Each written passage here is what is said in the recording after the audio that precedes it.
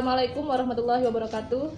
Saya Lailatul Mutaharoh, pendamping sosial PKH Kabupaten Tabalong, Kalimantan Selatan. Kesejahteraan suatu bangsa dipengaruhi oleh kesehatan ibu dan anak. Salah satu indikator keberhasilannya dapat dilihat menurunnya angka kematian ibu dan angka kematian bayi.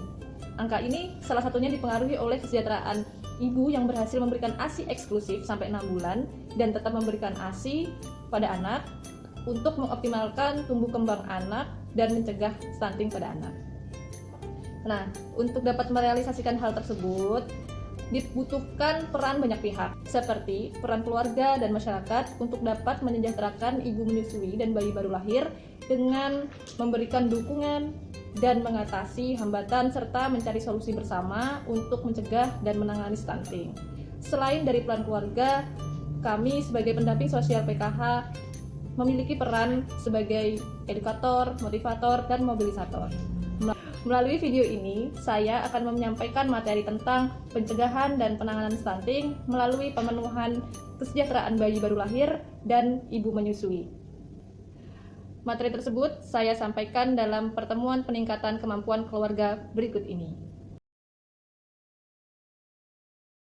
Assalamualaikum warahmatullahi wabarakatuh. Gimana ibu-ibu, sehat kabarnya hari ini? Alhamdulillah sehat, makasih ya udah datang di pertemuan kali ini. Jadi masih ingat nggak pertemuan lalu kita membahas apa? Stimulasi. Memberikan stimulasi ya, stimulasi ya, memberikan stimulasi kepada janin yang ada di dalam kandungan. Gimana udah dipraktekin? Ayo Ibunda yang hamil sudah dipraktekin di rumah? Sudah ya, jadi dipraktekin ya yang hamil nih. Nah, jadi harus dipraktekkan di rumah karena sesuai dengan tabel janji diri yang dikumpulkan kemarin. Nah, hari ini kita lanjutkan nih Bu. Kemarin sudah yang hamil-hamil, setelah hamil itu apa Bu? Melahirkan. Nah, melahirkan itu pasti menyusui. Nah, hari ini kita akan belajar tentang bagaimana sih mencegah stunting dengan menyejahterakan bayi yang baru lahir dan ibu yang menyusui. Ya. Jadi ini saya akan bagi dulu dua kelompok. Satunya kelompok bayi baru lahir, satunya kelompok ibu menyusui. Pas banget nih, kita sedang hamil nanti melahirkan, ini ibu yang menyusui. Pas banget ini ternyata. Ya.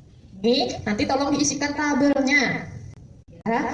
Untuk kelompok bayi baru lahir nih, diisi situ kan ada tuh apa sih yang diperlukan bayi baru lahir secara fisik dan mental, apa sih. Terus yang kelompok satunya, apa sih yang diperlukan ibu menyusui secara fisik dan mental. Ayo isikan. Contohnya misalnya bayi yang baru lahir tuh perlu ASI, IMD, kayak gitu-gitu Bu. Ayo tuliskan, diskusikan dulu ya. Jadi gimana Ibu Indah jawabannya untuk apa sih kebutuhan bayi baru lahir secara fisik dulu? Secara fisik ada inisiasi menyusui dini. Ya, inisiasi menyusui dini atau IMD. Kemudian ASI eksklusif sampai 6 bulan. ya, ASI eksklusif sampai 6 bulan. Itu yang memberikan siapa Bu? Ibu. Ayahnya juga bisa, tapi lewat ASI yang diperah dari ibu. Kemudian secara mentalnya apa Bu? Kasih sayang Diberikan kasih sayang. Yang memberikan siapa yang memberikan? bisa diberikan oleh keluarga. Oleh keluarga. Jadi bayi yang baru lahir harus diberikan kasih sayang oleh keluarganya. Untuk selanjutnya, ibu menyusui dan bayi baru lahir ini pasti mengalami kesulitan-kesulitan yang dihadapi dalam perjalanannya, ya kan? Nah, apa saja hambatannya dan apa saja solusinya coba dituliskan lagi di kelompoknya tadi ya, didiskusikan lagi. Ya, terus jadi kertasnya situ ya. Ya, Ibu Sri? Ya. Jadi gimana Ibu Sri? Hambatan untuk ibu menyusui ya? Ibu menyusui apa Bu? Salah satu hambatannya? ASI tidak keluar. Memiliki solusi nggak Bu? Ada solusinya. Jadi ketika ASI tidak keluar, ibu menyusui harus mengonsumsi makanan yang karbohidrat, protein, mineral dan vitamin. Salah satunya tadi mau makan sayur-sayuran, sayur katuk katanya tadi Bu ya. Iya betul. Terus ada lagi nggak hambatan misalnya secara fisik, secara mental misalnya? Ya, kurangnya dukungan keluarga, ASI nggak keluar, disuruh ngasih susu formula gitu Bu ya. Terus solusinya gimana Bu? Ya, jadi keluarga diberi pengertian untuk mendukung ibu menyusui, untuk tetap memberikan ASI eksklusif. Iya, terima kasih Ibu Sri. Kebutuhan fisik dan mental bagi bayi baru lahir dan ibu menyusui dapat terpenuhi dengan memanfaatkan layanan yang tersedia.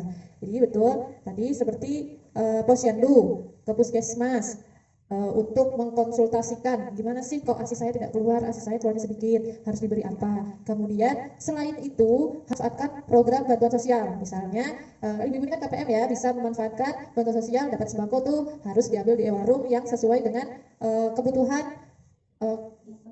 ya sesuai dengan ketentuannya, yang memenuhi kebutuhan gizi, karbohidrat, protein, vitamin dan mineralnya.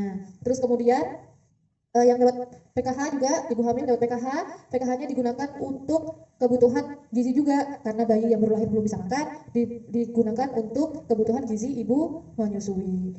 Selain itu, ibu-ibu juga harus tetap hadir di kegiatan pertemuan kelompok atau pertemuan peningkatan kemampuan keluarga seperti hari ini, ya Bu ya. Itu diselenggarakan untuk mendukung kapasitas keluarga.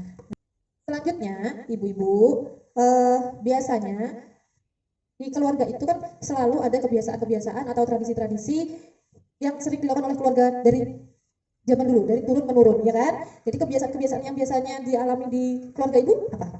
Contohnya, saya diskusikan dulu nih. Contohnya, pijat ya Bu ya, pijat ke dukun gitu ya Bu ya. Gunanya apa Bu? Jadi pijatnya pijat ringan Bu ya, bukan pijat yang keras-keras ya, bukan pijat yang berat-berat ya. Terus kemudian ada lagi Bu.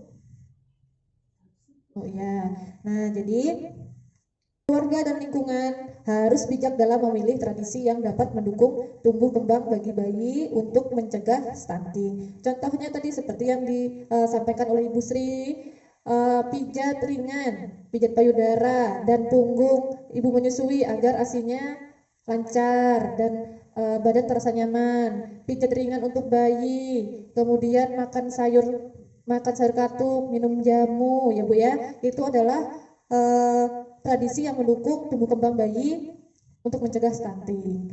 Terus kemudian ada lagi tuh tradisi-tradisi yang tidak mendukung. Contohnya seperti apa Bu? Seperti melahirkan di dukun beranak. Itu tidak mendukung Bu. Misal kadang-kadang diurut, dipijit dengan kencang perutnya ibu yang melahirkan dan disuruh memakai stagen atau korset, katanya supaya tubuh ibu menyusui kembali normal, kembali singset. Oh itu bukan hal yang mendukung untuk mencegah stunting. Itu malah tidak boleh dilakukan. Terus kemudian membatasi makanan ibu menyusui, tidak boleh makan ikan katanya, tidak boleh makan telur dan makanan-makanan yang amis-amis tidak boleh katanya. Nah itu tidak mendukung, padahal makanan-makanan tersebut bagus untuk ibu menyusui. Terus ada lagi, ketika ibu menyusui ASI-nya tidak keluar, diberi makan anaknya, diberi makan susu formula atau diberi bubur atau diberi pisang untuk anak usia di bawah 6 bulan. Itu adalah tradisi yang tidak mendukung untuk tumbuh kembang bayi agar tidak stunting. Jadi itu tolong dihindari. Nah, jadi dari pertemuan ini ibu-ibu bisa menyampaikan kepada keluarga, kepada suaminya, kepada keluarganya di rumah untuk tetap mendukung agar menyejahterakan ibu-ibu menyusui, karena ASI itu sangat penting ya. ASI eksklusif itu sangat penting untuk usia 0 sampai 6 bulan. Nah, setelah usia 6 bulan apakah tidak perlu dipetik ASI? Ya, perlu agar anak tidak stunting. Silahkan kumpulkan tabel janji dirinya yang kemarin sudah dibuat dan sekarang tulis lagi rencana yang akan dilakukan dari materi yang sudah kita dapat hari ini.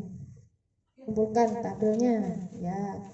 Oke, terima kasih. Jangan lupa mengoptimalkan bantuan-bantuan sosial yang sudah ibu semuanya dapat ini, ibu bapak yang sudah didapat semuanya, untuk digunakan sebaik mungkin agar anak-anak kita tidak menjadi stunting.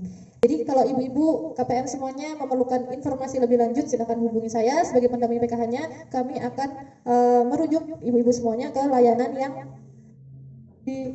dan fasilitas yang diperlukan. Nah, mungkin itu saja dari saya. Saya akhiri. Wassalamualaikum warahmatullahi wabarakatuh. Demikian materi dari pencegahan dan penanganan stunting melalui pemenuhan kesejahteraan bayi baru lahir dan ibu menyusui. Ingat, kesejahteraan bayi baru lahir dan ibu menyusui tidak akan terpenuhi tanpa dukungan keluarga dan masyarakat sekitar. Jadi, suami dan keluarga terdekat lainnya harus selalu mendukung dengan memenuhi kebutuhan fisik dan mental ibu menyusui dan memberikan kasih sayang kepada mereka ya, agar pencegahan dan penanganan stunting berjalan dengan baik. Terima kasih. Wassalamualaikum warahmatullahi wabarakatuh.